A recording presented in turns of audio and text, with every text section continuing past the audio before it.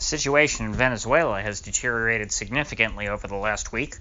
It seems that we're going on now the sixth day in the country to where they've been mostly without power in every state and every city. This is a result of the failure of the electrical grid. Apparently there was a major substation that caught on fire and exploded last week, which started this whole process off. What happened with that is that initially knocked out a bunch of power, and then they tried to restore power by running just more electricity through other parts of the grid, and that put too much stress on the remaining functioning transformers and substations and things and the whole infrastructure of the power grid, and has been frying things all week. And so the situation has only gotten worse. They're still out of power. Every time they get power back to an area, it ends up losing it again because they're overwhelming the system. And of course, as you may know, there are a lot of people in modern society who are kept alive by electricity. The weather has been pretty nice in Caracas since, they are up in the mountains, so it's not like people are dying of heat stroke. I think it's only been I think the highs have been around 80 degrees, so fairly pleasant.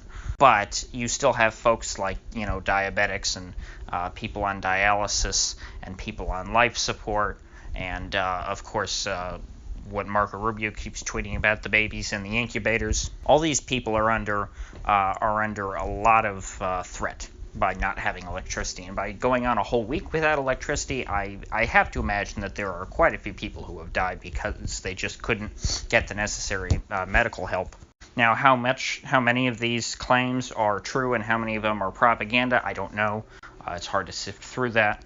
I know that when the babies in incubators was a rather preferred method of propaganda during the lead up to the second Gulf War, the first Iraq War. The story was that Iraqi soldiers who invaded Kuwait were going into the hospitals and ripping babies from incubators and throwing them out the window and letting them go splat on the ground. It was a very emotional testimony delivered by the daughter of the Kuwaiti ambassador to the U.S. in front of Congress. Of course, at the time, they did not disclose that she had any connection to the government. They just presented her as an anonymous civilian.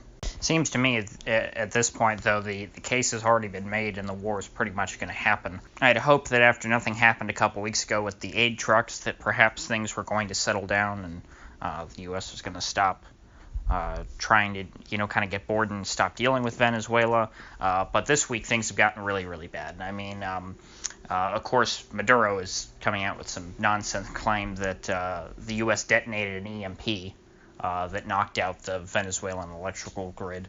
I don't think that's quite accurate. Perhaps you could claim sabotage at the initial substation, but all of the problems since then, I think, have 100% been because of the poor maintenance of the electrical grid. Because, and if you can see what they're doing, they're trying to run power from over too long distances, and they're putting too much stress on the power lines and the transformers. Not a heavy enough gauge wire to run electricity that long, and they're trying to half-ass things just to get the power back up quickly, and that's causing more damage. But of course, this really may be Maduro's death knell, because now the National Assembly folks, who are of course the opposition in Venezuela, the folks that lead the legislature, have passed a state of emergency calling for military intervention to restore the power grid and deliver humanitarian aid.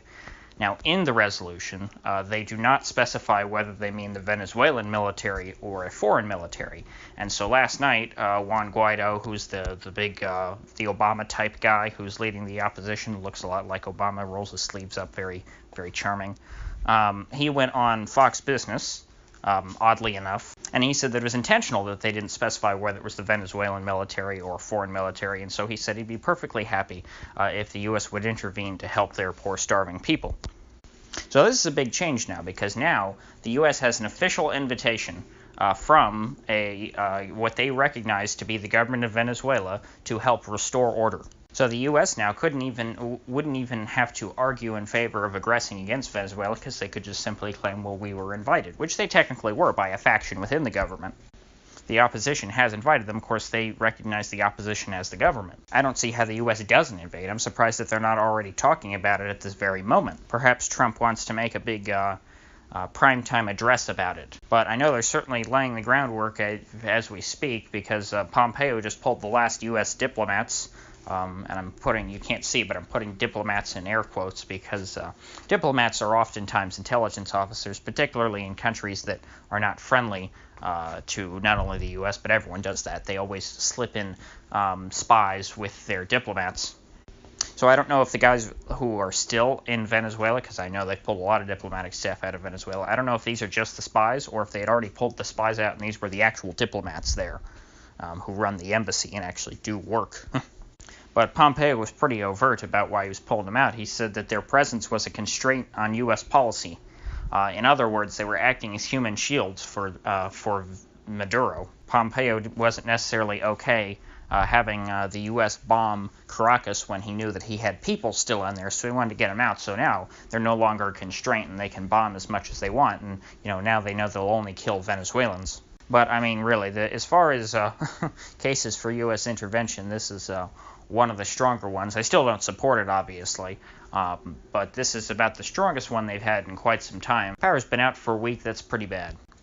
The U.S. in the past has used much weaker justifications for invading a country than this, so it's hard for me to imagine that they would let themselves sleep at night knowing that they didn't invade Venezuela, considering that.